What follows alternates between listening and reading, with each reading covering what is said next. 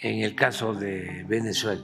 Nosotros hemos actuado con prudencia para no meternos en un asunto que corresponde fundamentalmente a los venezolanos. Por eso planteamos, primero, que no haya violencia. Segundo, que se respete la voluntad de los venezolanos. Tercero, que se presenten las pruebas, las actas del resultado electoral. Y cuarto, que no haya injerencismo.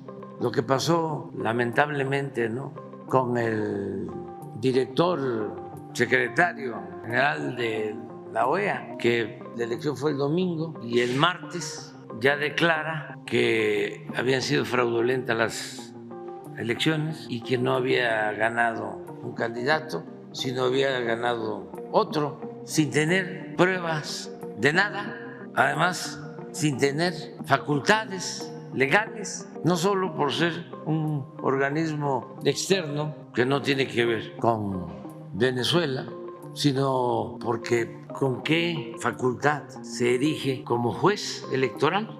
When I left, Venezuela was ready to collapse. We would have taken it over. We would have gotten all that oil. It would have been right next door. But now we're buying oil from Venezuela, so we're making a dictator very rich. Can you believe this? Nobody can believe it. La crisis, las muchas crisis que confluyen en Venezuela, crisis política, social, económica, superan al dictador Nicolás Maduro, que no se quiere ir, está atornillado a la silla del poder, no piensa dejar, ni aunque ganó la oposición las elecciones el domingo pasado. El problema de Venezuela fueron de dos partes, ¿no?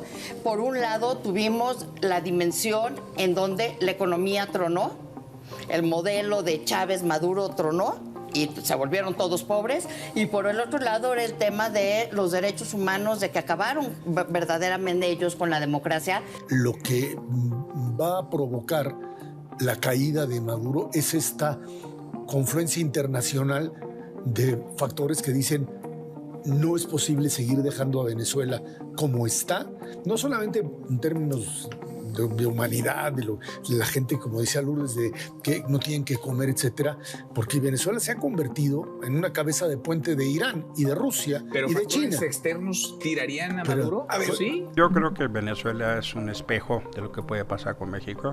Así hicieron en la lógica de controlar el órgano electoral, así controlaron la Asamblea, así quieren controlar el Poder Judicial. Y el Partido Socialista Unido de Venezuela está listo para presentar el 100% de las actas electorales que están en nuestras manos, y espero que la sala electoral haga lo mismo con cada candidato y cada partido. Sé lo que les estoy diciendo. Muy pronto se van a enterar, porque las pruebas, Dios está con nosotros y las pruebas ya aparecieron de este complot.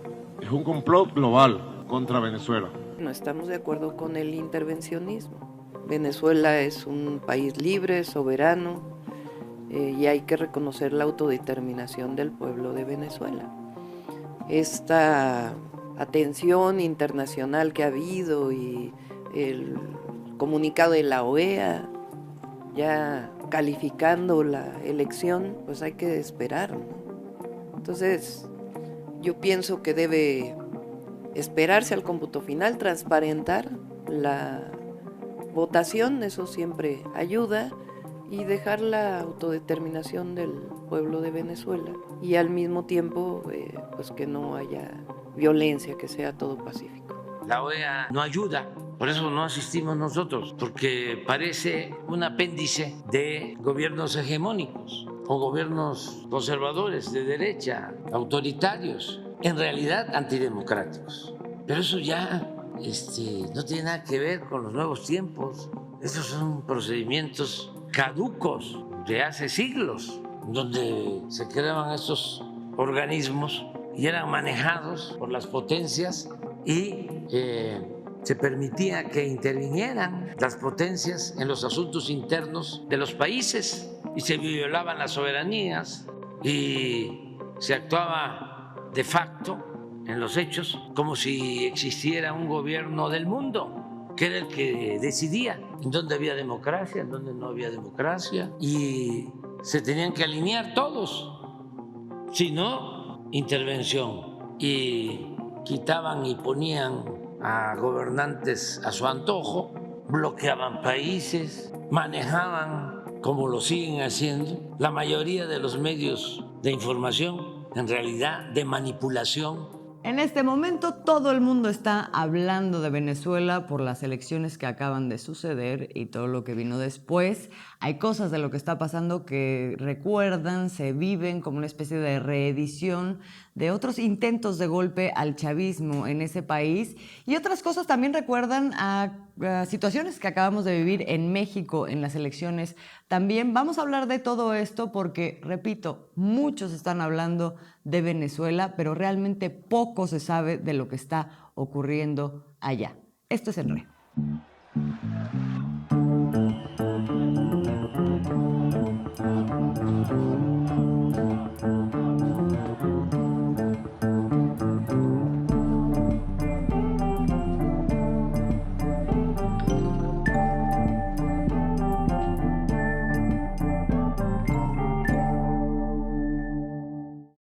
Bienvenidas, bienvenidos a una emisión más de En Re.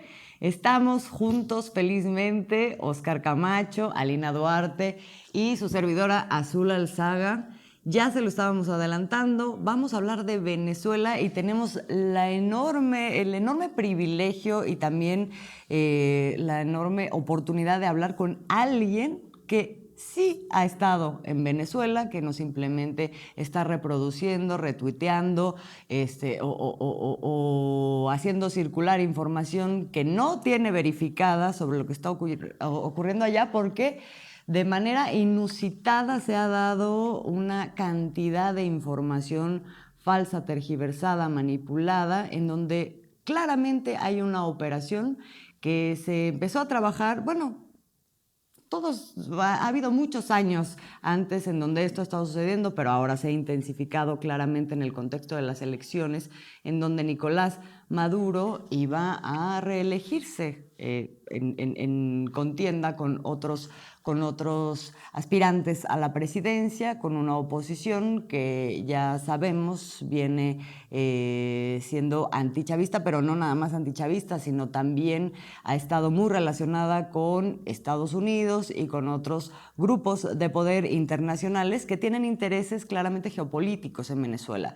Entonces, hoy que vivimos todo esto, esta operación se deja venir muy claramente, se hace un cerco mediático impresionante alrededor de Venezuela, con una narrativa, que es la narrativa de que hubo un fraude electoral, de que Nicolás Maduro fue derrotado, y ya se empieza a ver cómo internacionalmente se acomodan cosas para quererlo derrocar.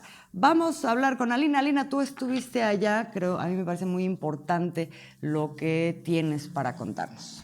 Pues bueno, hay muchos antecedentes aquí en esta historia y vamos a ir descifrando a lo largo de este programa, porque la historia del golpismo en Venezuela, la historia de una ultraderecha antidemocrática e incluso fascista no es para nada nueva. Esto no comenzó apenas el 28 de julio, esto comienza desde al menos los últimos más de 20 años, ¿no? Es decir, venía de un proceso, y trataré de resumir bastante lo que había venido pasando en Venezuela, un país rentista, petrolero, que vivía de comerciar el crudo, que había estado al servicio históricamente en la década de los 70s, 80s y todavía principios de los 90s, al servicio de una oligarquía petrolera, ¿no?, en clara correlación con los intereses de Estados Unidos. Pero eso cambia, el panorama cambia en abril del 2002, cuando un grupo militar intenta se rebela, ¿no?, e intenta derrocar al gobierno en turno. Ese grupo militar estaba encabezado por Hugo Chávez, lo detienen, lo llevan a prisión, pero es tal el desgaste de las oligarquías, de la llamada clase política, que terminan dejándolo en libertad a los 2 años. Hugo Chávez con Diosdado Cabello, e incluso ahí en la cárcel es cuando conoce a Nicolás Maduro, un joven que se acerca a preguntarle pues qué está pasando, ¿no? Él venía de estar en la Liga Socialista, Nicolás Maduro. Empiezan a constituir un movimiento bolivariano que da pie a la llamada Agenda Alternativa Bolivariana, que era un documento, un programa que no era socialista, que no era anticapitalista ni mucho menos, a recorrer todo Venezuela. Eso les permite ya disputar las elecciones en diciembre de 1998 y ganarlas, y después llamar a una gran asamblea constituyente en 1999. Ese parteaguas, esas elecciones, esa asamblea constituyente es lo que llevaría a Venezuela a tener una apertura hacia un nuevo cambio que se le empezaría a denominar como la revolución bolivariana. Sin embargo, insisto, Chávez no era ese Chávez socialista, es estas oligarquías atacándolo día y noche al grado de orquestar un golpe de Estado en su contra, lo que desataría una nueva forma de organización popular. En el año 2002, apenas a tan solo 3 años de haber llegado al gobierno, las grandes élites, las grandes burguesías, con apoyo de Estados Unidos, intentan darle un golpe de Estado a Hugo Chávez.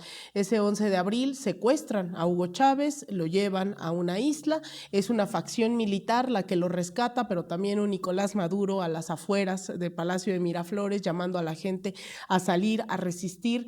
Eso se logra revertir el golpe de Estado y entonces sí comienza ya una nueva fase de la revolución bolivariana, entendida como un proceso de una participación protagónica, que es como le dicen, y empiezan a llevar esta organización popular a diferentes lugares. Vienen los centros, los consejos locales, los consejos comunales, que después derivarían ya ya varios años después en lo que son hoy las comunas, como una organización de base de miles de familias en algunos casos, otras no tanto. Y hoy Venezuela es un país donde hay sí un poder ejecutivo, legislativo, judicial, pero también uno electoral y el poder popular. Y en ese poder popular hay más de 4.500 comunas, también hay una unión cívico-militar, ¿no? Herencia del liderazgo pues, militar de Hugo Chávez, en donde hay cerca de 4,5 millones de milicias, ¿no? En un país. Es por eso que han tenido la capacidad de resistir en todos los frentes posibles.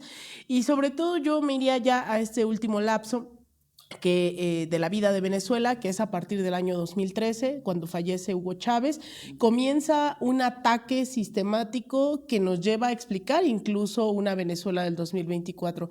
Durante el gobierno de Barack Obama se denomina Venezuela como un peligro para la seguridad nacional estadounidense, y de esa fecha, desde el gobierno de Barack Obama hasta el día de hoy, son 950 sanciones económicas financieras que se han venido ejecutando en contra de Venezuela, ¿no? Estamos hablando de que no son condiciones efectivamente democráticas bajo las cuales se viven en Venezuela, pero no porque el gobierno no lo quiera así, sino porque durante la última década se ha vivido una agresión que algunos denominan como un discurso, ¿no? Pero que en realidad son hechos concretos de acciones imperialistas y que hoy solo pueden compararse con el bloqueo que está viviendo Cuba desde hace más de 6 décadas. Déjame ahí hacer un paréntesis para que luego sigamos con el tema político, pero estas sanciones económicas coinciden con la pauperización económica Totalmente. Que después sufre Venezuela y que le achacan a Nicolás Maduro. Totalmente, son condiciones que, insisto, desde antes de Barack Obama, finales del 2000, a partir de la década del 2010, empiezan a implementar en contra de los personajes, ¿no? Que es muy, muy variable, ¿no? Todas estas sanciones, pero que básicamente funcionan como amenazas. Es decir, tú no puedes comerciar con Venezuela porque te vamos a sancionar. A veces ni siquiera necesitan ejecutar una sanción. Es el simple hecho de decir, vamos a sancionar a tu banco, a tu empresa estatal, a tu empresa privada, a tu empresa tal, o simplemente a personajes que tengan cierta vinculación con el gobierno de Venezuela, que ha permitido bloquear económicamente de una manera brutal, ¿no? O sea, a Venezuela en múltiples sentidos. Pero también hay una parte, ¿no? Esta es la parte, digamos, desde el exterior, que son los organismos, desde el Fondo Monetario Internacional, desde el Banco Mundial, pero también, obviamente, desde la OEA, desde la Corte Interamericana, o sea, los actores, Atlas Network y obviamente el gobierno de Estados Unidos, pero hay otra que son planes que se han venido ejecutando durante los últimos años, que se han venido desglosando, que se han venido filtrando en realidad, que son planes de desestabilización orquestados por Estados Unidos, pero con agentes propiamente de las élites venezolanas, llámense burguesías y oligarquías, pero también por parte de los partidos políticos. Ahí desde el año 2016, 2018, 2019, han venido teniendo diferentes actores, es decir, han venido cambiando. María Corina Machado en algún momento era esta persona persona que buscaba confrontar políticamente a Hugo Chávez, y después María Corina perdió toda legitimidad, se desapareció durante mucho tiempo y después se cambió a Leopoldo López, a Enrique Capriles, ahora es Edmundo González, que es muy interesante porque se le acusa estar a Edmundo González ligado a todos los batallones de la muerte que hubieron durante toda la Guerra Sucia en América Latina, que tendremos que ir desglosando también quién es este personaje, y María Corina Machado, que representa a esa ultraderecha totalmente fascista que en los años de 2016, 2017 y en el golpismo del 2019 no se difundió en esa escala, pero salían a quemar a chavistas vivos, ¿no? Por el simple hecho de ser chavistas. Entonces, eso se dio en esos años en Venezuela, no han sido condiciones democráticas, ha habido asesinatos, ha habido persecuciones, ha habido intentos de desestabilización de todas formas, y yo creo que el último episodio que habría que recuperar es el año 2019, que es cuando Juan Guaidó, ¿no? Hace exactamente lo mismo que hizo en 2002 en este golpe a Hugo Chávez. Pedro Carmona Estanga, lo de la autojuramentación no fue idea de Juan Guaidó, había ocurrido en el año 2002, era como si el líder de la Coparmex aquí se autojuramentara en el 2002, y viene un Juan Guaidó que era un diputado electo de las afueras de Caracas, que nadie conocía, no era el gran liderazgo, había estudiado en la Georgetown University en Washington, había tenido acercamiento a Atlas Network, a todos estos grupos, y es al que encamina Estados Unidos para ser ahora el nuevo representante, que ya había sido, insisto, María Corina Machado, Leopoldo López, Enrique Capriles, y ahora era Juan Guaidó. Ese golpe costó no solo millones de dólares, sino hambruna por parte de todas estas sanciones que impedían el comercio de alimentos hacia Venezuela. Venía también el tema de la pandemia, que le impidió a Venezuela adquirir democráticamente vacunas, pruebas. Si no fuera por esta reconfiguración global de alianzas con China, con Rusia, no habrían podido tener acceso a cualquier tipo de medicina, de alimentos. Y este episodio, pues, es lo que buscó debilitar económicamente a Venezuela durante los últimos años, y les pesa mucho a estas oligarquías estas elecciones, porque después de haber vivido todo este golpismo con Juan Guaidó, que le costó además que les quitaran el oro que tenía el gobierno de Venezuela en el Banco del Reino Unido, que les congelaran sus cuentas en la Reserva Federal en Nueva York, que les quitaran, así como nosotros tenemos nuestro Deer Park ahora en Texas, ellos tenían Citgo en Estados Unidos, se la quitaron y se la entregaron a Juan Guaidó para que hiciera y deshaciera lo que quisiera. Ha habido una recuperación económica súper importante durante los últimos 2 años, a pesar de todo lo que les estoy narrando.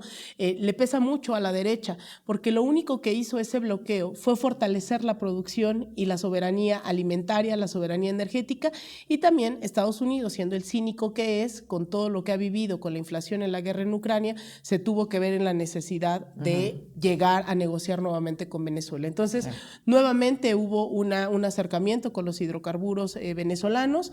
La soberanía alimentaria, hoy más del 90% del alimento que se consume en Venezuela es producido en Venezuela, ¿no? O sea, es impresionante la soberanía que se generó en términos alimentarios producto de estos bloqueos, y hoy tú ves y llegas a un aeropuerto que hace 3 años era pues un cementerio, no había un solo negocio abierto.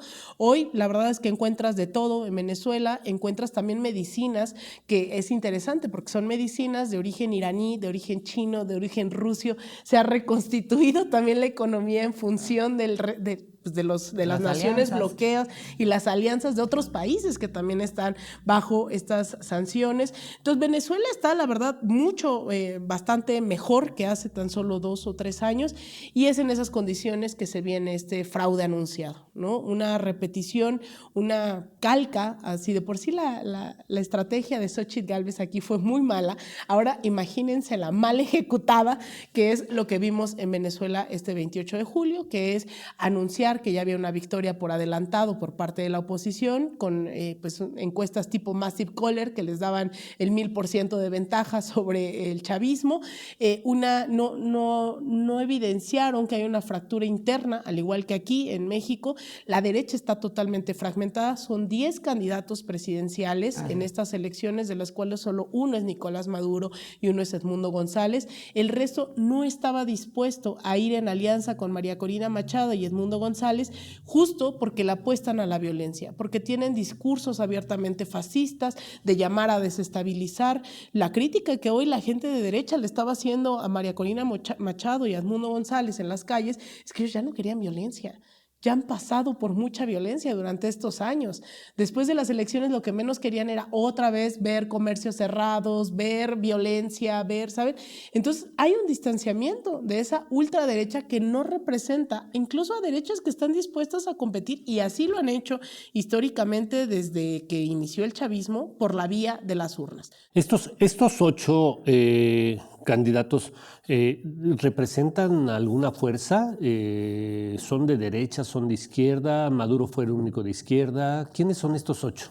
Estos 8 candidatos todos son de derecha, ¿no? Por eso digo, es importante decirlo, porque el que sí logra ir en unidad, como aquí es la coalición Juntos Sigamos Haciendo Historia, allá es el gran frente del polo patriótico. Se logra hacer una suerte de movimientos, de partidos de izquierda, incluso algunos bastante críticos, ¿no? Algunos sí vienen, digamos, de las filas chavistas, pero hoy pasa que se está reconfigurando. Por eso a mí me llama mucho la atención cómo ha mermado este discurso de que es que no permiten la autocrítica, es que no podemos criticar a Maduro. Bueno, en realidad, en ese frente de polo patriótico hay gente que abiertamente es crítica del chavismo, del madurismo, pero que se ha replegado sabiendo que del otro lado hay grupos fascistas, antidemocráticos, y logran hacer este frente de izquierdas, ¿no? Hay, por ejemplo, ¿Harías un paralelismo de este frente con lo que ahora es la coalición alrededor de Morena?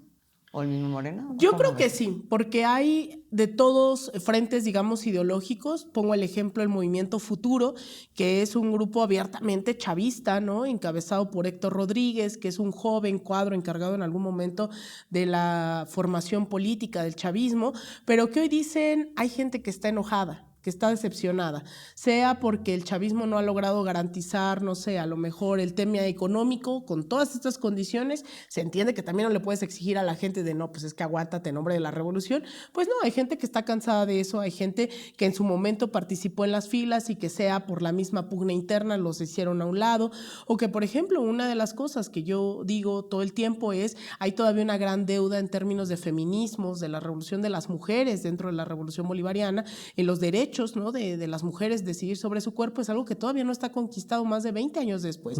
Entonces, estos grupos dicen, no es posible que la revolución desde 1999 no haya logrado llegar a tales sectores, el tema de la diversidad, ¿no? O sea, son sectores mucho más jóvenes empujando agendas que no necesariamente los cuadros históricos del chavismo empujan, pero que dicen en las elecciones vamos a ir juntos, claro, ¿no? O sea, la respuesta es como lo que criticábamos aquí, o sea, sí, pero los contrapesos, no me digas que los vas a encontrar en el PAN, en el PRI, ¿no? Sí, claro. O sea, digamos, esa conclusión se lleva... No es como se piensa a veces que es un movimiento totalmente homogéneo. O sea, traen una agenda de izquierda muy diversa. Totalmente, e incluso por fuera del Partido Socialismo Unido de Venezuela, ¿no? O sea, ese es el gran partido que logra cohesionar y que no existía cuando llega Chávez.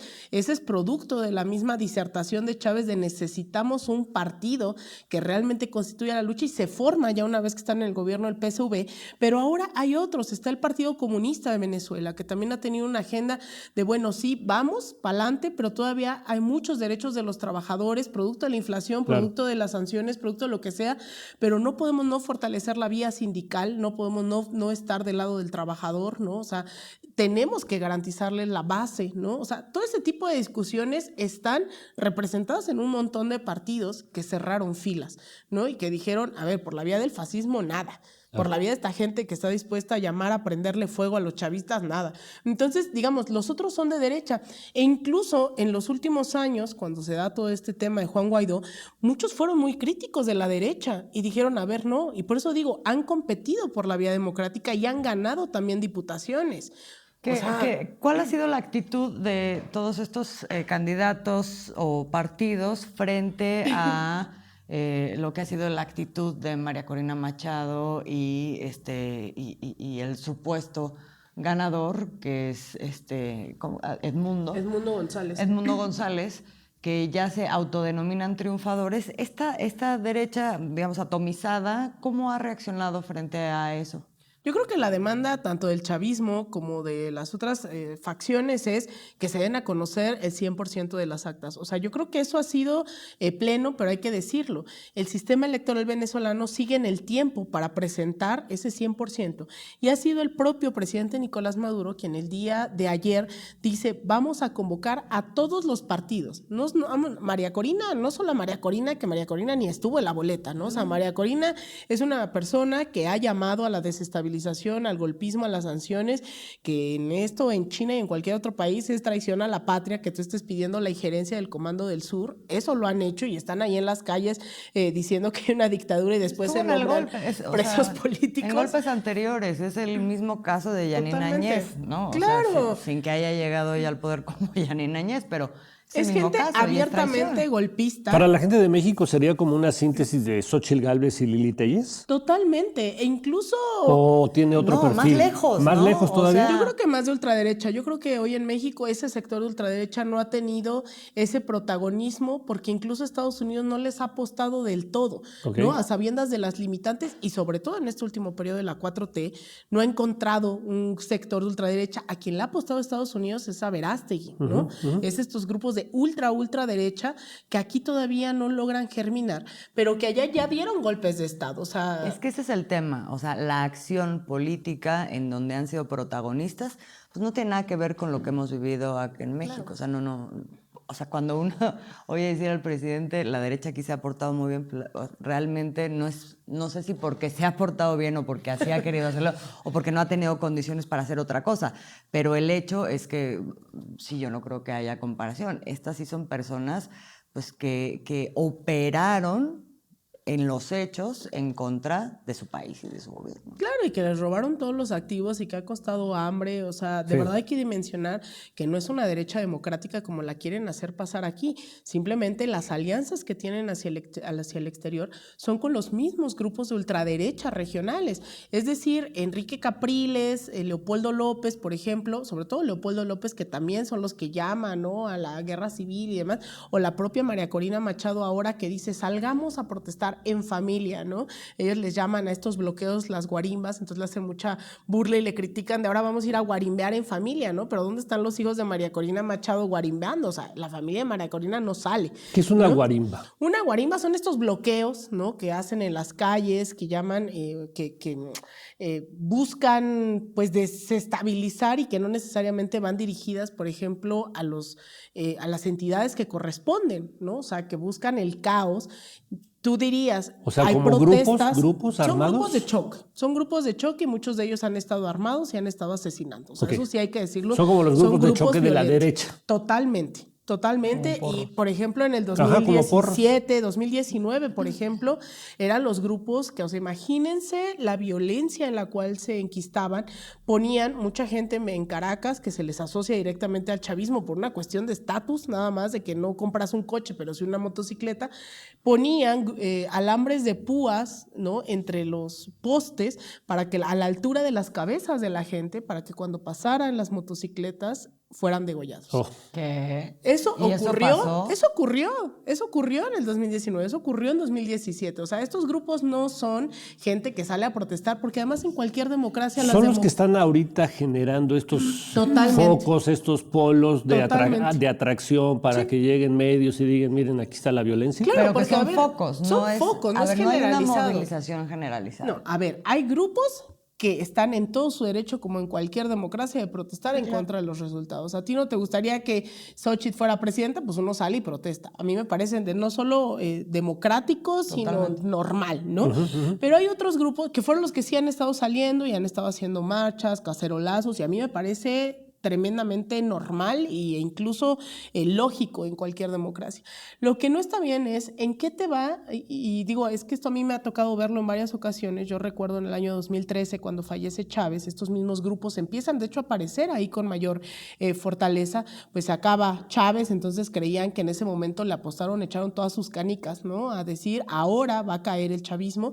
Y yo recuerdo en esos momentos, al siguiente día de las elecciones, yo fui a un CDI, ¿no? Entonces hablando del 2013, 2013, a un CDI que es un Centro de Desarrollo Integral. Entonces yo me enfrento a hablar con la gente, oigan, que estuvieron aquí los guarimberos por la noche, allí en Caracas, y me decían, sí, pero nosotros estamos dispuestos a salir a dar la vida y defender esto, porque en su lógica ellos fueron a quemar hospitales en 2013 y quemar centros de desarrollo integral porque ahí había cubanos, ¿no? O sea, imagínense qué tan loco es el fascismo, ¿no? En la cabeza de esta gente, que cómo es posible que vamos a permitir cubanos, así sean doctores que estén salvándole la vida a los venezolanos, y por el simple hecho de que ahí había cubanos quitándole el trabajo a los venezolanos, entonces fueron a quemar hospitales en el 2013. Claro. Después esto se replicó con Capriles, se replicó con Leopoldo López, se ha replicado con Juan Guaidó, y durante todos estos años han venido a hacer lo mismo, y es lo que hicieron apenas. O sea, ¿en qué te beneficia en términos democráticos y de saber los resultados de las elecciones quemar hospitales?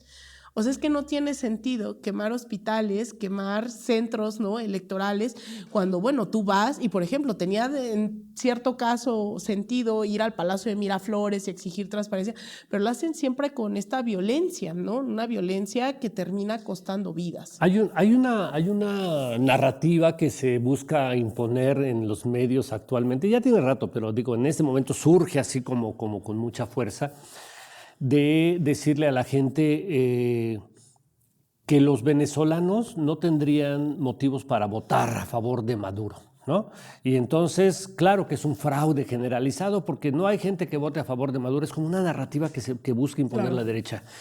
Desde tu óptica, a mí sí me gustaría que tú pudieras explicar por qué la gente vota por Maduro. Es decir, mucha gente en otro momento no habría entendido por qué la gente vota por Andrés Manuel López Obrador. Y aquí hay un proyecto que se puede explicar y decir por esto, porque está cambiando esto. ¿Por qué en Venezuela la gente vota por Maduro? Yo creo que esto tiene explicación igual y lo vamos a tener que hablar de por qué la gente votó por Claudia Sheinbaum acá, ¿no? O sea, son procesos de largo aliento.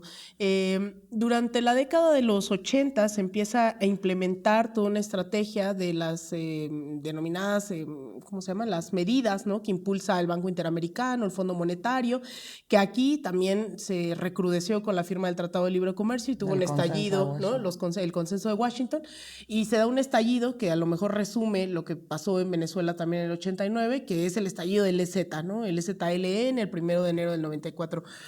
Allá en febrero del 89 se conoce como el Caracazo, que es un estallido totalmente de corte antineoliberal en contra de los paquetazos del Fondo Monetario, que es la reducción de la participación del Estado en la vida pública y la intromisión de todos los particulares y de las grandes oligarquías nacionales y transnacionales.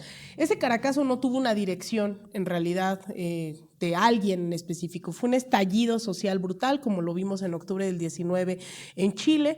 Sale la gente a las calles, cuesta cientos, si no es que miles de muertos, todavía no está documentada la dimensión de ese estallido social, y empieza ese desgaste de la clase política, que ya les decía yo, termina con un alzamiento en el 92 de Hugo Chávez, lo meten a la cárcel, las elecciones en el 99, y esa asamblea constituyente le da un nuevo sentido a esos históricamente marginados en Venezuela. Participan en esta asamblea los pueblos indígenas, afrovenezolanos, las mujeres, las infancias, las juventudes. Es decir, se crea la constitución incluso más avanzada en América Latina en el 99, ahí en Venezuela. Se le da otro contexto, pero también el pueblo comienza a ser protagónico de las decisiones de sus pueblos, de sus barrios, de todo lo que constituye la vida pública en ese país. Y es algo que las oligarquías no le perdonan al chavismo, ¿no? Esas imágenes de un 28 de julio del 2024 de los pueblos venezolanos, ¿no?, indígenas llegando a votar, ¿no? O sea, es tremendamente brutal. Y hay un cambio de paradigma total desde el 99 a la fecha, que es el pueblo es partícipe y es protagónico de su propia historia. Y ahí es en donde el pueblo, junto con el Estado, comienzan a constituir diferentes entes de toma de decisiones, que son los consejos comunales, las unidades Bolívar Chávez. Es decir, en cada cuadra, en cada barrio, hay organización tomando las decisiones de lo que les compete. Y yo creo que el punto máximo fue lo que ocurrió en abril, si no me equivoco, de este mismo año, que fue la elección de los consejos comunales. Imagínense que ustedes en su colonia, que es como le decimos aquí, hacen una lista en la asamblea de los 7 proyectos que les surgen, ¿no? Es decir, sea las instalaciones de gas, del agua, o sea las canchas donde van a jugar los niños. La gente votó en donde el Estado tenía que poner los recursos en su colonia. No es el Estado decidiendo qué te van a hacer en tu colonia, en tu alcaldía, sino son los propios. Entonces, hay un nivel de participación de 4.500 comunas hoy en Venezuela decidiendo en dónde el Estado puede participar. Entonces, la gente vota primero porque ellos son los que están decidiendo el horizonte hacia dónde. Pero también durante el chavismo se disminuyó el analfabetismo en temas extraordinarios, estuvo a punto de desaparecer hasta que aparecieron nuevamente estas sanciones económicas, ¿no? Que permitieron que, pues, con la economía un poco destrozada, pues entonces se tuviera que reinvertir todo lo que estaba en el Estado. La otra es, por ejemplo, nosotros creo que en México no terminamos de concebir la vivienda como un derecho, ¿no? O sea, para nosotros sigue siendo un privilegio. Hace unos días, por el simple hecho de ser venezolanos, el presidente Nicolás Maduro acaba de entregar la vivienda 5.100.000. O sea, durante los últimos 20 años en Venezuela, el Estado nuevamente fue el protagónico en la construcción de la vivienda y se acaba de entregar la vivienda 5.100.000. ¿Pero qué es eso? Pues han entregado más de 5 millones de viviendas a 5 millones de venezolanos. No, o sea, imagínense o sea, 5 millones de viviendas se entregaron. En medio de un golpeteo, de una crisis. El Estado sigue construyendo, no pasan de 30 millones. O sea, 5 millones ¿Cuántos de votan? viviendas. ¿El padrón de cuántos? 20 millones, 21 millones estaban llamados a votar en el padrón. Okay. Entonces, ¿no les parece una cosa alucinante que la gente esté teniendo vivienda? O, por ejemplo, en plena agresión económica, ¿qué es lo que hacen las empresas en Venezuela? Empiezan a generar ese saboteo. Yo en ese momento, en el 2017, yo vivía en Washington y yo encontraba la famosa harina pan, ¿no? Que es con la que hacen las arepas. ¿Cómo era posible que en Venezuela no encontraran harina pan, pero en Washington sí hubiera? O sea, fueron parte de ese saboteo que la gente hoy dimensiona, ¿no? Entonces, ¿qué hizo el gobierno? Generar las famosas CLAP, ¿no? Que era un suministro de alimentos básico a mitad de toda la guerra económica para garantizar, ¿no? Eso que las grandes transnacionales, las grandes empresas, pues no estaban logrando satisfacer. Entonces, ha habido varios momentos, o incluso el tema de la salud, ¿no? En donde Venezuela en su momento empieza a comerciar con Cuba. Si nosotros tenemos petróleo y ustedes tienen médicos, pues entonces cambia la lógica capitalista, ¿no? Es una lógica de trueque. Entonces empieza una gran tradición en ese sentido para formar cuadros médicos venezolanos en Cuba o viceversa, ¿no? Mandar a los venezolanos a Cuba, pero ese tipo de cosas vinieron ocurriendo durante todos estos años y generaron una nueva dimensión de lo que era posible bajo un gobierno, bajo comunas, bajo una nueva organización popular. Entonces, cuando la gente, uno va y les pregunta ¿por qué votas por Nicolás Maduro? Pues es el gobierno que nos ha estado defendiendo de toda esta gente que nos quiere dejar sin comida, sin medicinas, porque identifican pues esa guerra de clases que hubo durante todos estos años. Hay una gran concientización popular que de verdad es impresionante cuando uno sale. Yo salí todo el domingo durante la jornada a hacer estas entrevistas y días antes de por qué lo apoyan. Pues que es el gobierno que ha estado con ellos, con estos sectores que no son menores, ¿no? Durante todos estos momentos de guerra económica. Entonces, en temas de hay educación, una política de gobierno popular. Totalmente. Total, o sea, yo no escatimaría. Un involucramiento, diría Fabricio Mejía, el levantamiento plebeyo. Totalmente. A que se involucra con política y que es parte del proceso que hemos estado viviendo aquí los últimos 5 años. Y entonces cuando la gente dice hay que criticar a Maduro, ¿no? O sea, a mí me llama la atención porque aquí uno podrá decir, bueno, es que hay que ser crítico de la 4T. Pues sí, pero eso dice todo y nada, ¿no? No es ser crítico por ser crítico, sino es un análisis de lo concreto. Y en Venezuela sí prima eso de, es que hay que ser críticos con Maduro. Sí, hay que ser críticos, pero sobre condiciones concretas. ¿Qué le reclama incluso el pueblo chavista, por ejemplo, a la revolución? La gran burocratización que se ha venido dando durante los últimos años, ¿no? Es decir, ya lo vimos en los gobiernos progresistas, tienen limitantes, ¿no? Es decir, en Bolivia Evo Morales dijo vamos a negociar con las oligarquías, pero las oligarquías siguen siendo oligarquías y cuando viene un golpe de Estado, ¿no? Van contra él. Eso ya lo vimos en Bolivia, ya lo vimos en Argentina, ya lo vimos. Pero un proceso que se asuma socialista, ¿cuáles son esos límites? Pues terminan siendo casi los mismos, porque cuando dices todo el poder al pueblo y el pueblo te dice, sí, entonces yo voy a tomar decisiones, no tal dirigente, no tal burocracia, no tal no sé qué, entonces la burocracia se siente ya de hasta dónde la revolución está a prueba. Y eso es lo que está pasando y es profundamente interesante, porque las comunas se están organizando y entonces cuando llega el ministro del Poder Popular o el ministro de tal o cual cosa a decirte vamos por acá, pero las comunas te dicen no es por ahí, es por acá, ¿a quién le haces caso? ¿Al ministro o a las comunas? Entonces, a mí me parece maravilloso que sean esos los debates que se están dando, porque ahora ellos ya no están con el poder popular, que yo estoy en esa, ¿no? Yo digo, construir poder popular, ellos están en el poder comunal y ellos quieren asambleas comunales. Entonces, ya hay un punto, y me lo explicaba hace unos meses que también estuve por allá, el rector de las universidades comunales, Richard Delgado, lo entrevistaba yo y les decía, ¿cuáles son esos retos? Dice, el reto hoy de la revolución es llevar la revolución a sus máximas consecuencias. Es decir, que no sea prescindible tal o cual ministro, tal o cual persona o tal o cual presidente. Que sea el poder popular el que de plano nos diga hacia dónde, ¿no? En términos de la educación decía que sean las universidades las que definan de en sí mismas, no le respondan a un ministerio de educación, sino las universidades se organicen y no necesiten de esa burocracia.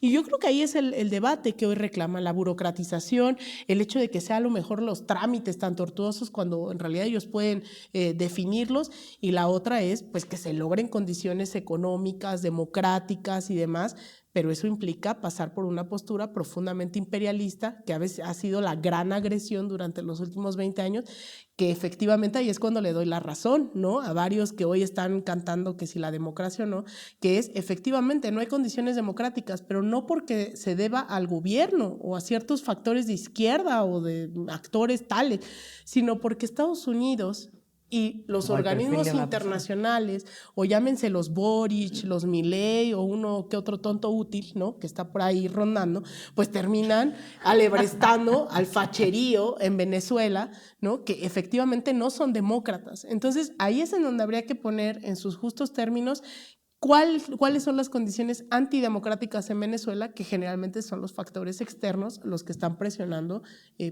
a ese facherío a que tome por las malas, ¿no? Todo lo que pueda. Tú que lo viste ahí directamente, ¿cómo funciona el sistema electoral? ¿Hay posibilidades de fraude o no hay posibilidades de fraude? ¿O qué se requeriría para que este discurso del fraude realmente fuera real y cierto? O sea, no sé, ¿es diferente acá en México? Sí es diferente. A ver, primero, para llegar a las elecciones del 28 de julio se hicieron varias auditorías en las cuales todos los partidos estuvieron invitados a participar para ver que el sistema electoral era totalmente funcional. Los partidos pudieron acudir o no acudir para estas auditorías y después hizo un simulacro. Semanas antes de la elección hubo un simulacro de elecciones al cual nuevamente se auditó que las máquinas funcionaran al 100%, etcétera, etcétera. Se llega al 28 de julio. El 28 de julio era una jornada desde las 6 de la mañana, no había hora de cierre, era hasta que participara toda la población posible, y ya en cierto momento se cerró a partir de las 6, 7 de la tarde, comenzaron a cerrarse después de 12 horas de jornada electoral. O sea, era para que tú pudieras votar sin pretexto, ¿no? Sonó la diana militar a las 6 de la mañana. ¿Cómo vota la gente allá, Aline? ¿Cómo? ¿Cómo vota la gente allá? Llegan entonces, presentan como nosotros su INE, ¿no? Allá es su cédula, presentan su cédula en la cual con la foto te reconocen que sí eres, pero eso no es suficiente. Es tu huella dactilar la que permite habilitar el sistema, ¿no? Es decir, te da un cierto tiempo de margen en la urna, o como se diga, en la máquina. O sea, ahí es voto electrónico. Es voto mixto. A ver. Porque entonces, cuando te habilita el voto electrónico, tienes cierto tiempo para poder votar, que no es más de 1 minuto el que tú puedes, en el cual tú votas. Está la acta, ¿no? En la cual viene la cara de todos los presidentes, incluso viene, por ejemplo, repetido Nicolás Maduro en la medida en la que son los diferentes partidos y tú votas por el partido que crees que representa tus deseos o ideológicamente, ¿no? Vienen todos los votantes, tú votas y se imprime tu voto. Cuando queda se imprime, registrado queda en la registrado máquina y además se imprime. Y cuando se imprime, tú te puedes cerciorar de que tu voto es exactamente el mismo que está aquí, ¿no? Entonces, tú depositas ese voto en esa urna. Y al final te entintan el dedo para que tú pues, ya no puedas volver a votar, aunque tú llegues y pues con tu huella dactilar pues ya está registrado tu voto. Entonces hay muchos candados en el proceso electoral que impiden que haya un fraude. Después, al cerrar la jornada electoral, el gobierno y las autoridades electorales no pueden decir quién ha ganado hasta que sea una tendencia irreversible, tal cual es en casi todos nuestros países. Es decir, aquí Claudia Sheinbaum no salió a declararse victoriosa hasta que había una tendencia irreversible. Claro. El PREP no señala, bueno, en Venezuela es exactamente igual. El problema fue que se denunció un ataque cibernético con el cual no se pudo tener el total de las actas, pero sí una tendencia irreversible. Ahí es cuando el CNE emite después de las 10 de la noche su primer boletín, incluso fue hasta pasadas las 11, se supone que el primer boletín es a las 10, se esperaron para que fuera irreversible y se da esa emisión de ese porcentaje, el cual ya siendo irreversible da la victoria a Nicolás Maduro. Aún así, por ley, se tiene 30 días, como lo tenemos nosotros también aquí en México, ¿no? Se da un periodo de tiempo para emitir el acta y demás. Ellos tienen 30 días para emitir el 100% de las actas, pero además por ley se establece una auditoría no del 20%, no del 30%, sino del 100% de la votación. A los 30 días se tendrá que auditar el 100% de la votación para comprobar que lo que decían las actas son ciertas. ¿Qué pasó ahí? O sea, sí hay el voto por voto, sí se termina haciendo el voto por voto. Se termina haciendo y no va a ser una victoria de la derecha, que es lo que ellos están tratando de hacer parecer. No, la ley establece que se tiene que hacer ese voto por voto del 100%. Okay. Que cuando dices se tiene que constatar que lo que decían las actas es lo que es cierto, significa que están comparando las actas físicas de las urnas con las de las máquinas. Se está comparando todo. Pero si hubo ese hackeo, hay información que se perdió. O sea, ¿qué es lo que ahora se habla que se tiene que recuperar? Es eso, se tienen las actas, o sea, pero lo que no se tiene son subidas ¿cómo se llama? Al sistema. Es decir, todos tienen sus actas firmadas por los 3 partidos y el presidente Nicolás Maduro ya dijo que el gobierno y el sistema electoral ya tiene el 100% de las actas. Lo que no se tiene es que se hackeó y se impidió constatar las actas en el sistema. Pero ellos sí tienen, o sea, las actas aquí no son como nosotros que las imprimimos y las llenamos. Las actas allá son un recibo gigante, ¿no? Que es como el recibo que te dan en el súper cuando tú vas y compras algo y te dan así tu recibo gigante. Ese es el acta en Venezuela. Ajá. Entonces, las actas se imprimieron de cada una de las máquinas y está el 100% de las actas. Lo que no se tiene son todas subidas en el sistema porque se hackeó el sistema, pero las actas existen. Claro. Se tiene el 100% de esas actas. ¿Pero contra qué se van a comparar? Se van a subir al sistema. O sea, las actas están ahí. Lo que generó confusión es justamente eso, que uno dice, ay, es que tenemos la foto del acta. Bueno, es que se tienen las fotos y el registro del 100% de las actas, pero no se tenían ahí porque se hackeó una parte del sistema. Lo que dice María Corina Machado y la ultraderecha es, nosotros tenemos primero dijeron el 80%, si no me equivoco, de las actas que nos dan la victoria. Y vamos a hacer una plataforma nosotros en donde nos vamos a subir, no sé qué. Bueno, resulta que no tenían el 80%, tenían el 60 y tantos, el 70 y tantos. Entonces, cuando hicieron su plataforma, la gente ponía su cédula y resulta que no estaba ni siquiera el 60-70%. Pero sí empezaron a difundir en redes sociales actas, estos recibos gigantes, que les daban la victoria. Entonces, ¿qué nos hace creer eso? Pues que evidentemente, pues sería muy responsable a que aquí decimos tenemos 20% de las actas en donde está Claudia Sheinbaum con el 90%, porque hubo urnas donde seguramente tenía el 90%, y esas son las que difundimos.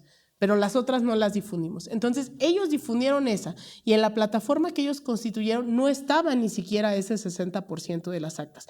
¿Quién es el que llama a decir que se den a conocer el 100% de las actas? Pues el propio presidente Nicolás Maduro, quien ayer dice, vamos y ya convocamos al Tribunal Electoral, ya convocamos al CNE, que es el INE venezolano, convocamos a todos los partidos inmiscuidos en la jornada electoral, incluidos los fachos estos, porque vamos a pedir una investigación plena y que se termine por ley de hacer ese conteo. Ese conteo que, insisto, se tiene que hacer por obligación.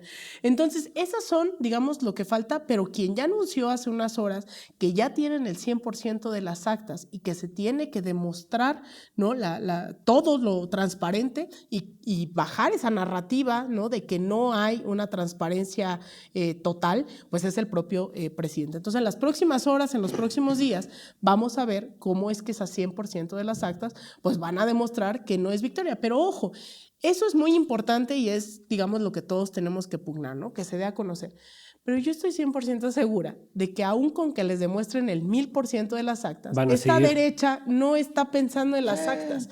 Esta derecha se monta de actores profundamente antidemocráticos, no solo nacionales, sino internacionales, para insistir en que no hay democracia. Entonces salen los Gabriel Boric, ¿no?, salen los Milei, salen los Vicente Fox, que orquestaron un fraude tremendo aquí en México en 2006, sale la OEA, sale Dina Boluarte, que ganó, que estuvo en el gabinete democráticamente electo de Pedro Castillo en Perú, pero que llega por un golpe de Sale Marco Cortés, que salió a decir que ganó Xóchitl sin tener actas.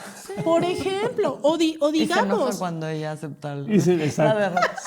O digamos el caso ejemplar de Luis Almagro. Sale Luis Almagro a decir que no hay democracia en Venezuela, cuando Luis Almagro fue uno de los principales orquestadores del intento de invasión a Venezuela por la frontera colombo-venezolana hace unos años, en pleno golpismo con Juan Guaidó, en nombre de dar ayuda humanitaria, que se demostró en tiempo real que era un intento de invasión. ¿O qué tal siendo Luis Almagro el que legitimó un golpe de Estado que costó la vida de 57 personas en Bolivia? Y vale la pena decir algo que los mexicanos muchas veces hemos visto aquí, es la denuncia del fraude que hoy está haciendo la derecha en Venezuela no está soportado en pruebas de nada. No. O sea, lo mismo creo que es el discurso de cuando dicen ha habido 50 muertos, no han dado a conocer el nombre de uno solo de los muertos. Hasta hoy yo no conozco el nombre de uno solo de los que Corina Machado ha salido a decir. Hubo tantos muertos, tantos lesionados. No ha dado a conocer el nombre de ni uno. No. Y lo mismo cuando dicen Almagro y todo este grupo, hubo fraude, ni siquiera dan un solo elemento para decir por qué hubo. La denuncia que ayer anunció Almagro ante la Corte Internacional de la Haya en contra de Maduro no está hecha por fraude electoral, está hecha por actitudes que ellos le llaman de exceso de fuerza, baño de sangre, pero no llevan ninguna prueba que soporte. Pero que además hay que aclarar eso. Dos momentos. Uno, la cantidad de imágenes falsas usadas de otras movilizaciones, de otros momentos, de otros años, pero también la descontextualización de esto del baño de sangre. A ver, es que es lo que yo he venido diciendo ahorita aquí. Claro que yo estoy de acuerdo en que si no había paz, no había legitimidad y transparencia, claro que iba a haber un baño de sangre, pero no implementado por el gobierno de Nicolás Maduro, sino por estas personas que han venido asesinando. Como los guarimbas que dices. Los guarimeros que han venido asesinando históricamente durante años a chavistas. O sea, y eso no aparece en los... Son como escuadrones de la muerte. Es que, ¿sabes qué? O sea, por el relato que nos hace Salina, que nos das muchísimas luces sobre cómo funciona la democracia, el sistema político y lo que ha sido la historia en Venezuela. Y eso, digamos, lo que indica es que si se hubieran esperado... O sea, si hubiera ocurrido todo conforme a los tiempos electorales, ni siquiera hubiera habido esta demanda de que se transparenten las urnas las actas al día siguiente, porque en realidad, en tiempos electorales, el Consejo Nacional Electoral estaba conforme a lo que tenía que haber sucedido. Claro. Lo que aquí legales. Pasó es que efectivamente tienes un sistema electoral que funciona, que parece que es a prueba de balas, y entonces lo que quisieron hacer es madrugar y ganar mediáticamente unas elecciones que no iban a ganar en las urnas, efectivamente, ¿no? Claro. Y que además tampoco iban a poder hacer el fraude. Entonces, ¿qué hicieron? Desde días antes empezaron a preparar el terreno para decir aquí va a haber fraude, no nos están dejando entrar, esto no sé qué, ¿no? O sea, desde los observadores internacionales que venían de España, que venían de Argentina, que no dejaron entrar, no sé qué, hicieron todo un escándalo alrededor de eso. Luego, el día de la elección, estuvieron también madrugando madrugando en el proceso y luego madrugando con el supuesto fraude al decir nosotros ganamos y aquí están las actas y generando un ruido tal alrededor que entonces lo que están haciendo es mover las aguas para decir Maduro perdió, nosotros ganamos y aquí tiene que haber una intervención de otro tipo que evidentemente está convalidada por este personaje, Luis Almagro, y por las fuerzas de extranjeras que siempre han estado ahí acechando, pero pareciera una cosa, más bien ya, si lo vemos, no es que estemos esperando y a ver qué pasa y entonces nos montamos, sino pareciera una cosa están promoviendo. muy orquestada, porque además muchos de estos personajes, o la gran parte de estos personajes que estuvieron ahí alrededor de todo este tejido que estamos viendo desde días antes, pues son los mismos que participaron en la gran campaña de desinformación que hubo en el marco de las elecciones en México. Atlas Network, el PP, la OEA, ¿no? Mira, de hecho es importante decirlo porque dijeron es que no están permitiendo ingresar a nadie.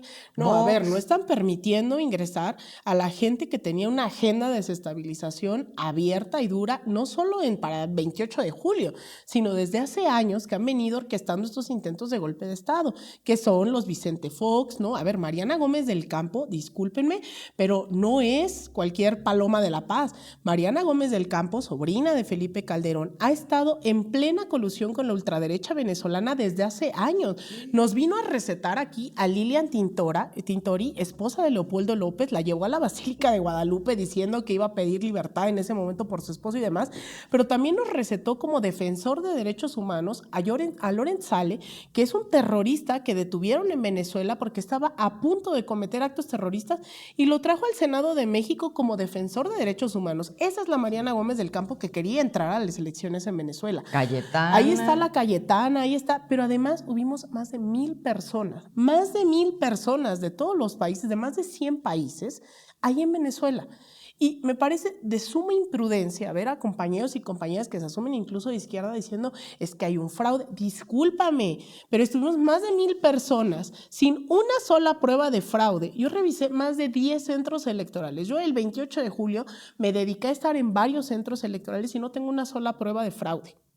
Tengo entrevistas, tengo testimonios, tengo grabaciones, estos compañeritos que no se han parado, no solo no se han parado en Venezuela, sino que se la pasan leyendo CNN y la BBC y demás, empiezan a decir es que exijo a mi Cancillería y a mi gobierno, joder, que se paren en Venezuela y hagan observación electoral, ¿no? O sea, porque, discúlpame, pero no es como que no pudiera pasar cualquiera, es que no pudieron pasar gente que iba con una agenda de desestabilización probada históricamente. Entonces, sí, y que la utilizaron en realidad para decir que no hay observadores internacionales en Venezuela cuando había todos estos que estás diciendo, pero los que hacen ruido, que son 10, ¿no? Y que se montaron en todos los medios. Entonces también, eso hay que decirlo, hubo gente de más de 1,000 personas observando las elecciones, más de 1,000, no 200, no 300. Aquí las misiones de observación el 2 de julio fueron tremendas, pero la misión de observación que hubo en Venezuela fue brutal. O sea, hubo gente de más de 100 países ahí sin una sola prueba diciendo, ay, es que aquí se veía alterando la máquina, aquí se veía no hay una sola prueba, pero la narrativa está instaurada en todo esto, en todo lo que los medios están tratando de poner sobre la mesa. ¿Hay algún tipo de documento o de comunicado conjunto de esos observadores que en algún momento van a decir, o sea, porque pesa muchísimo mediáticamente lo que vienen diciendo estos otros, ¿no? Van a empezar a salir, el Centro de hecho, Carter, eso por es, ejemplo. claro, el Centro Carter que, bueno, eso, con agenda aprobada de golpismo, ¿no? O sea, sí. Pero bueno, los observadores, de hecho, eso es también, al igual que aquí, en México tenían hasta 30 días las misiones de observación para presentar sus informes. Esos van a estar saliendo durante estos días con las fotos, que es lo que vinieron a hacer también aquí en México. La OEA tuvo que haber hecho su informe en las elecciones del 2 de junio, la COPAL, ¿no? Digo, hay actores que evidentemente tendrán su agenda, pero también tendrán que sacar sus misiones de observación. Compañeros argentinos ya empezaron a difundir sus propios informes en los cuales hablan de la tranquilidad, porque además, discúlpenme, la jornada electoral, eso fue impecable. La desestabilización y eso vino a partir de las 6, 7 de la tarde cuando se empezó a proclamar ganador Edmundo González y demás, pero la jornada fue excepcional. O sea, yo tengo los testimonios de gente que se dice de izquierda, de derecha, de lo que sea, pidiendo paz. celebrando la jornada electoral. Eso fue tremendo. Y ahí, ¿Cuál fue el grado de participación? Del 59% de la... Casi como aquí en México en el pasado proceso. Sí, por eso digo, o sea, a ver, discúlpeme, pero ahí están los datos muy concretos. Y además, era impresionante. O sea, la gente se volcó a las urnas, centros abarrotados durante casi todo el día. Ya la afluencia fue bajando para las 3, 4 de la tarde, pero las mañanas, desde las 6 de la mañana, ya se empieza a votar a las 6 de la mañana, eran filas impresionantes de verdad. Entonces, es importante eso. Vamos a esperar también esos informes. Por ahora, con o sin informes, no hay pruebas de que haya habido ningún fraude. Incluso es importante decirlo. Este es, si no me equivoco, la elección número 33 o 34 en periodo de Revolución Bolivariana. Y cuando se han perdido diputaciones, cuando se ha perdido incluso la Asamblea Nacional del año 2016, el propio chavismo salió a reconocer esa derrota en el 2016. Lo que no dicen es que en el año 2016 se da a conocer, se empieza a filtrar un documento que era así como Operación Venezuela Freedom 2.0, que estaba implementando el gobierno de Estados Unidos. Y en ese informe del 2016, parte de ese texto dice, este documento, el gobierno de Estados Unidos se aprovecha y se monta de una campaña que ellos financiaron, obviamente, para que fuera posible, y se estaban aprovechando de las condiciones económicas que ellos mismos habían aprovechado, ¿no? El eslogan, palabras más, palabras menos, era la última cola que vas a hacer es esta, porque había estas imágenes que sí nos llegaron en su momento, estas colas multitudinarias para poder tener medicinas, alimentos. Bueno, eso fue financiado por Estados Unidos y no es ningún complot, ni mucho menos. Hemos visto cómo se actúa así desde Salvador Allende en los 70s en Chile, pruebas hay, pero este documento que se filtra dice, bajo un enfoque de cerco y asfixia, también hemos acordado con los socios más cercanos de la MUD, la oposición, utilizar la Asamblea Nacional como tenaza para obstruir la gobernanza, convocar eventos y movilizaciones, interpelar a los gobernantes, negar créditos, derogar leyes. Es decir, es la misma campaña que se usó con Salvador Allende desde los 70s, que lo terminó. Totalmente. Entonces, esa elección se perdió, pero entonces se montó el imperialismo estadounidense y todos estos actores para asfixiar a la población venezolana. Y es ahí en donde se convoca una asamblea constituyente, porque tampoco eso es democracia, estarán de acuerdo, ¿no? Que estén utilizando actores como agentes de Estados Unidos para asfixiar, para atacar o para salir a asesinar. Entonces, sí ha habido momentos en donde el chavismo no ha ganado, pero que obviamente bajo estos intereses pues se han aprovechado otros actores. Y nada más recordar algo que sí puede ser una verdad muy obvia, yo lo sé, pero que siempre hay que recordarlo. O sea, Venezuela tiene las mayores reservas de petróleo a nivel mundial y eso es lo que quiere controlar Estados Unidos, es lo que está detrás de todo este asunto, además de otros recursos naturales que evidentemente tiene. Pero las mayores grandes reservas del petróleo hoy están fuera de la hegemonía estadounidense y los Estados Unidos quieren ese petróleo. No, sí, lo acaba de decir Trump cínicamente. Más claro, de hecho, no se ahorita puede. Le vamos a poner. No solo Trump, sino incluso durante esos momentos de asedio del 2019, es el propio asesor de seguridad nacional John Bolton, que es uno de los halcones que orquestó cuanto golpe pudo en la región, estaba como asesor de seguridad nacional de Donald Trump, el que asegura y confirma en una entrevista que van por el petróleo y por el gas de Venezuela. Entonces, esto no es por democracia. Elon Musk, otro tipo, ¿no? Es que no nos va a dar tiempo a hablar de toda esa bola. Hagamos otro, sí, faltan otras cosas. Ya estamos muy pasados en este episodio de ENRE y vamos a seguir hablando de estos temas, pero la verdad que qué privilegio contar con esta información que nos da Alina, que además, qué barbaridad tu memoria. Sí, hoy me impresionó más que nunca. Impresionante. Muchísimas gracias, Alina, por estas luces. Lo vamos a dejar aquí porque sí, a lo mejor usted también se nos puede cansar, pero vamos a seguir hablando de esto y le vamos a dar seguimiento, por supuesto, a todo lo que está pasando. Nada más una cosita antes de que nos vayamos. Sí, o sea, habernos pasado esto no es nada comparado con la enorme campaña y horas de Tinder. No. O sea, que se están echando en contra durante años. dejen ustedes de las elecciones para acá. Sí. Hay una clara desigualdad mediática y podemos hablar aquí 5 horas y no Así se es. compara con lo que llevan haciendo desde el 99. Sí, pero ahorita hablando hasta de gentes Venezuela. de la izquierda aquí en México que se dicen de izquierda, o sea, le han comprado a las grandes agencias estadounidenses Se nos confunde. todas las versiones de que hubo un fraude allá. Y lo que tú nos has revelado pues es una versión absolutamente diferente. Gracias, Para eso Alina. está. Absolutamente, absolutamente. Gracias. Y gracias a ustedes, por acompañarnos. Nos vemos el próximo episodio de En Red.